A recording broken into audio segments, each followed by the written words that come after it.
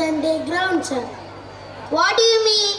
I mean students are more talented. What's up? Action, emotion. Now our 4th and 5th students are going to perform a dance.